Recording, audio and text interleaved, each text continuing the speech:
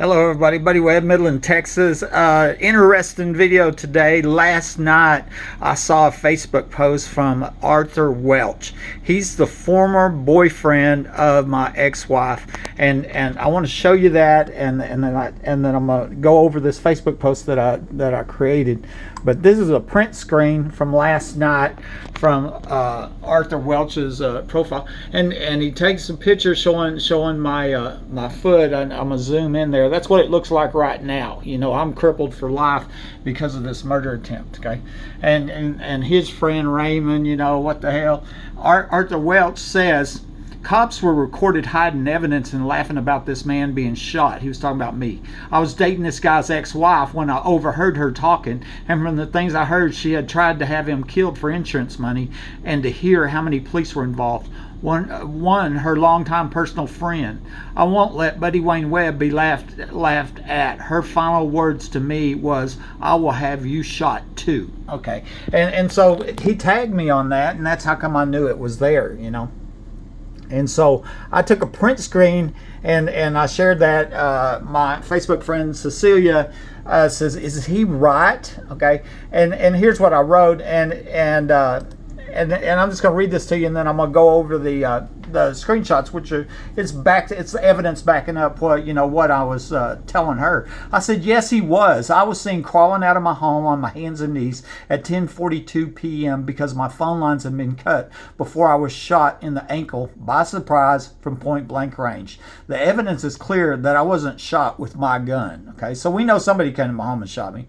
On my permanent medical records is a report called the nursing notes, and it showed that 11:27 p.m. ER Nurse Creswell documented me telling Detective Rodriguez, "My neighbors are breaking into my house. There are sirens going off. I have tie wire around my cabinets. In closet, there's a voice recorder recording what was happening."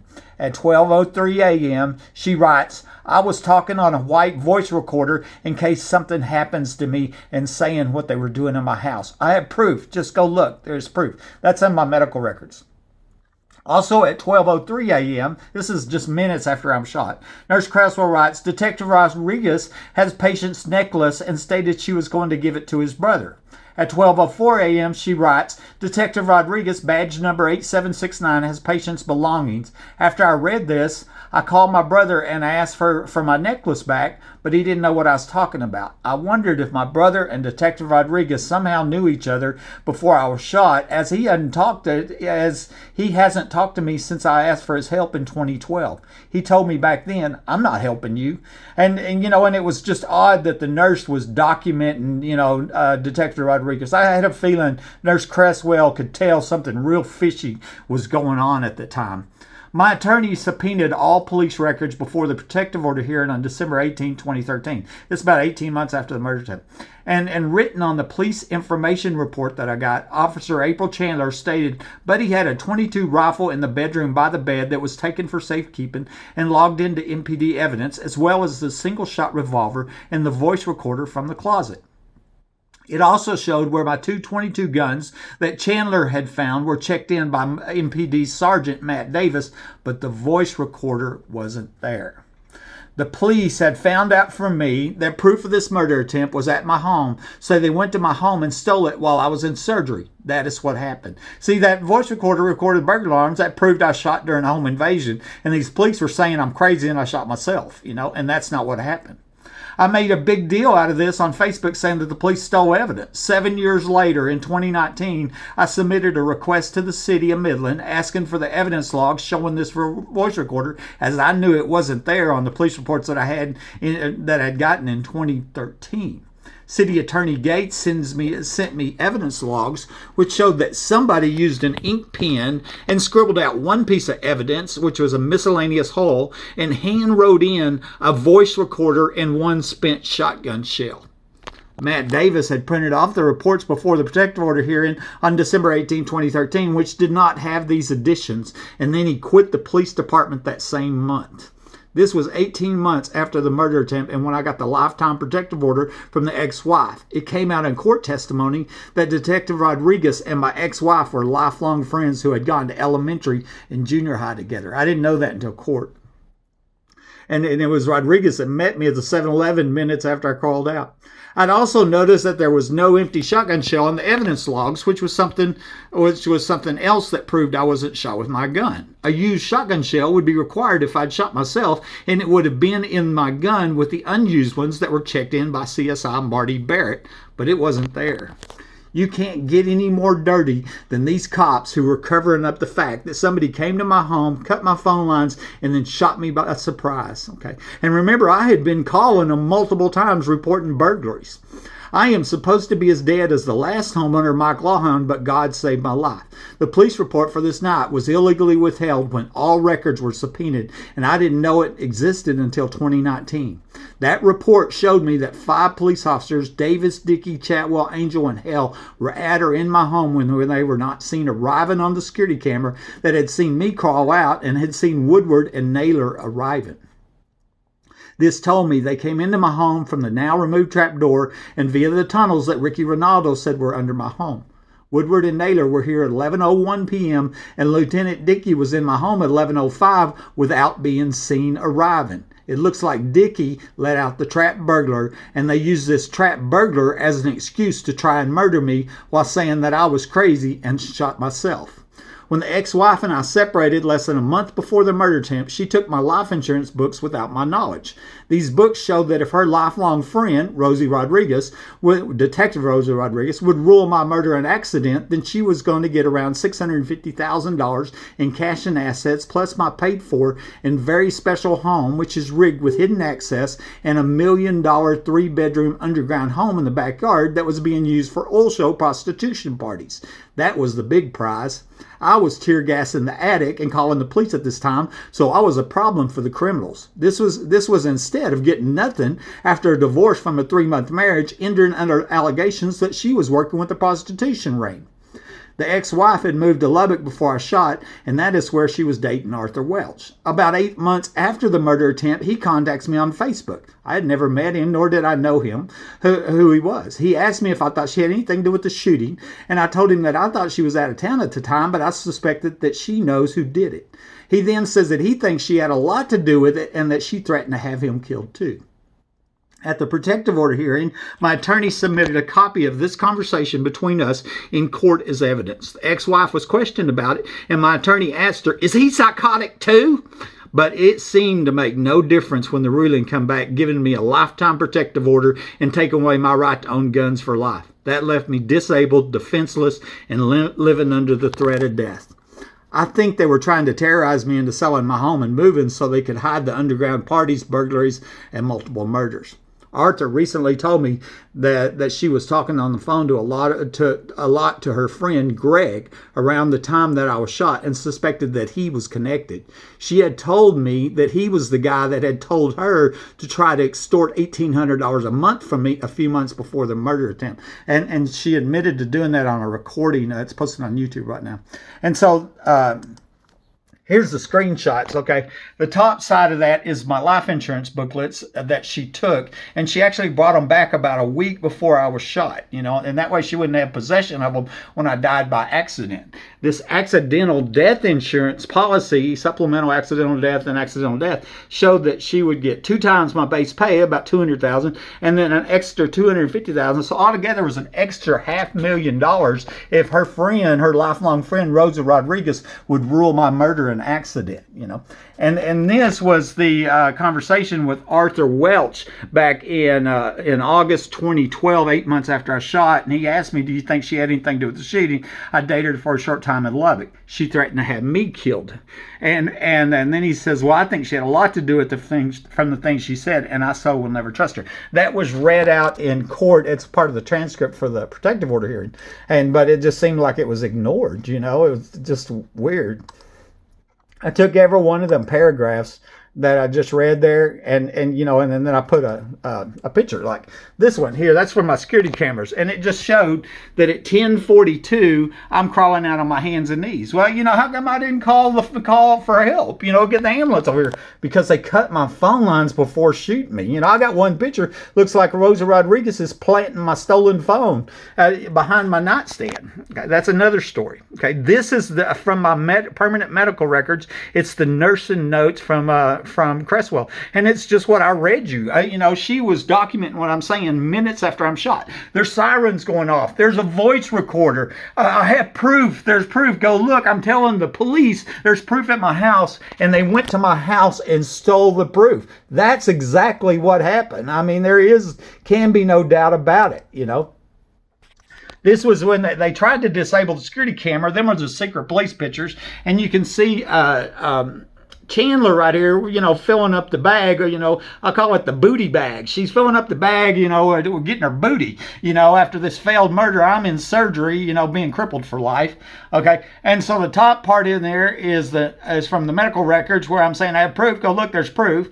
The next session is from the police information report. Chandler says, I found the voice recorder, checked it into evidence, and with the 22 guns, and Matt Davis checks in the 22 guns, but the voice recorder wasn't there. The voice recorder that I had said was proof was stolen by the police. And I suspect it was Matt Davis, since he quit the police department, you know, like I said.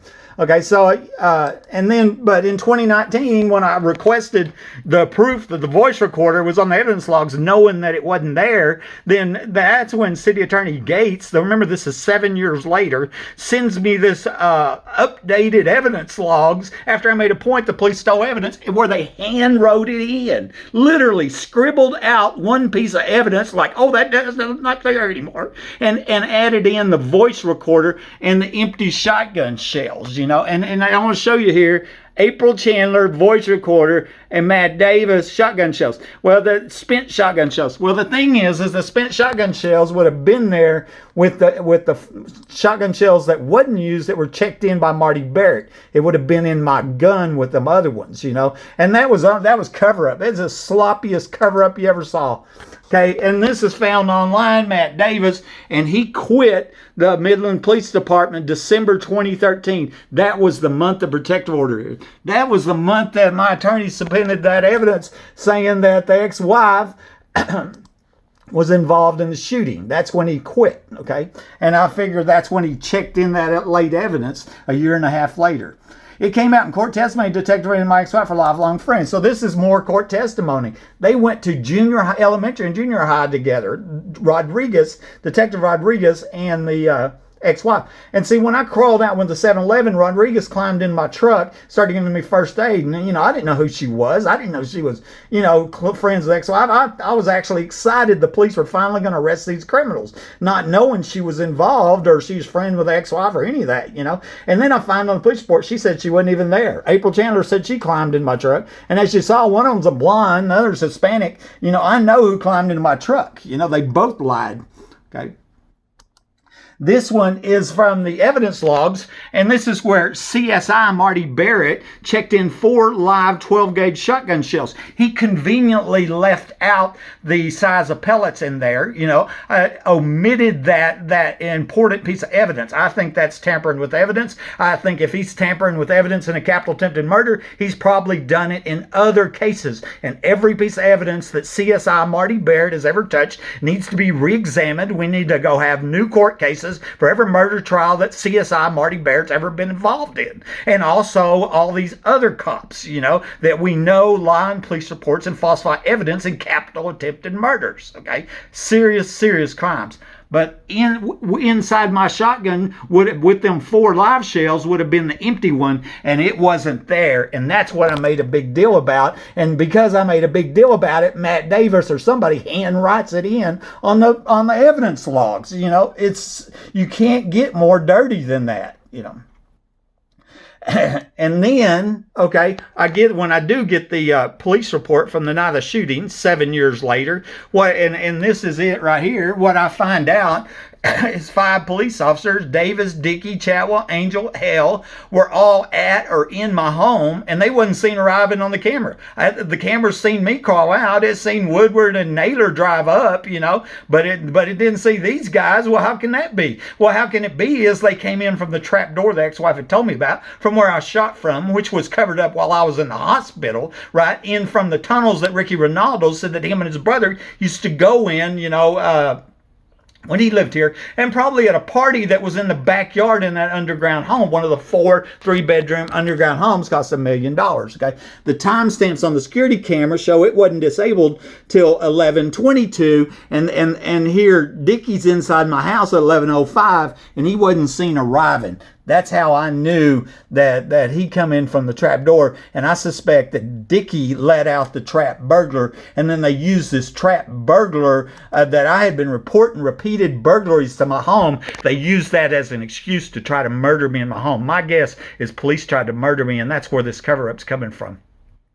Okay, and then, which I showed already, was the life insurance booklets. Okay, and that's just a copy of them. Remember, I got them back about a week before I was shot. I believe, the plan was already in place, and that was so she wouldn't have physical possession of them when I died by accident. That was my guess. Okay, this is the message from Arthur Welch, which I already read to you.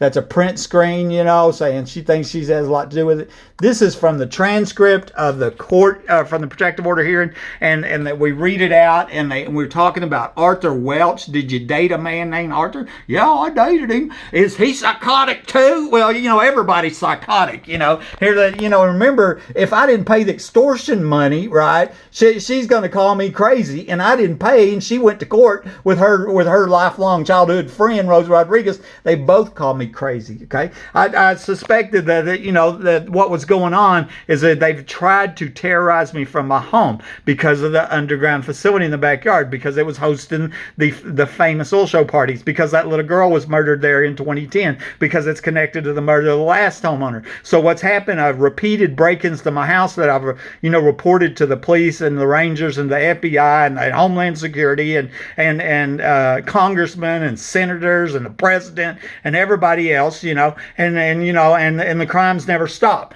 And then death threat after death threat. Lance Eggleston, you will be silenced, not if, but when. And I said, when are you going to murder me, Lance? And these are other death threats, 2 weeks, Buddy Webb, nowhere to be found, and on and on. Here's the Hobbs Act saying you can't conspire with others to terrorize a property owner into selling their property. And that's exactly what's going on. They conspired with corrupt police trying to get me to sell my home. And why? Because it's going to, it's going to expose all these crimes, these multiple murders. And then move. These are different people. There's only a few of them. I'd move if I was you. I'd move you. Get the F out of that house. You got 2 choices, move or die. Move.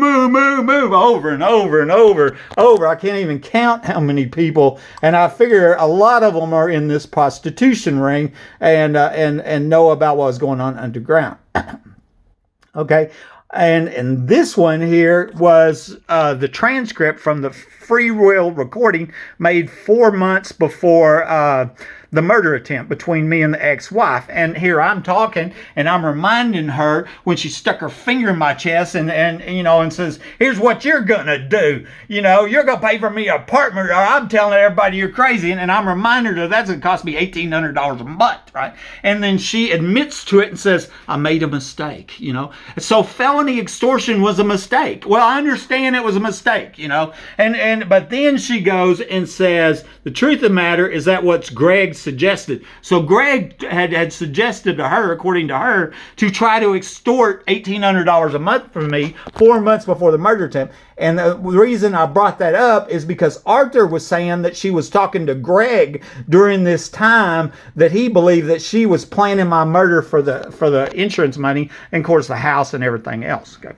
She was going to get nothing, from a 3-month marriage. And, and really when I met her, she lived in an apartment with no furniture, and here I had a paid for home, And so this right here is on the left-hand column right here are the 11 police that were identified by Empire Private Investigation. They had been caught on camera. I didn't have a police report, offered a $2,000 reward. And so 6 years later, I get their names, okay?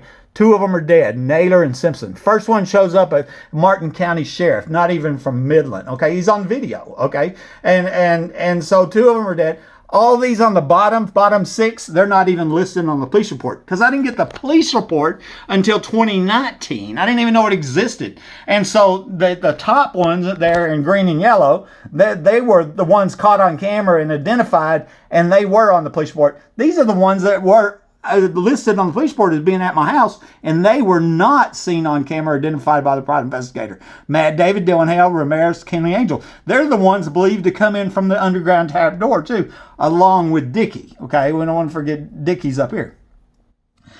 This is the second entry on the February 1st, and that was going to be the only entry I knew about, because remember, if they wouldn't have accidentally started the camera, I would have never known about the first entry where they were staging the crime scene, and all them other people were caught on camera, and they were hiding the police report. And so notice there that the only person here that is on all of them is Rosa Rodriguez. She's the only one seen on both entries to my house. Okay, but Dylan Hale is there, Ramirez is there, and they were down here listed on the police report. So, anyways, I'm going to be sending this to the Texas Rangers. I'm sending it to the sheriff, and I'm going to keep sharing this story, because if they do this to me, you know, I feel sure they murdered the guy that lived there before me, Mike Lawhon. You know, I was told about the little girl murdered in 2010. I figure there's other people. This got to be stopped.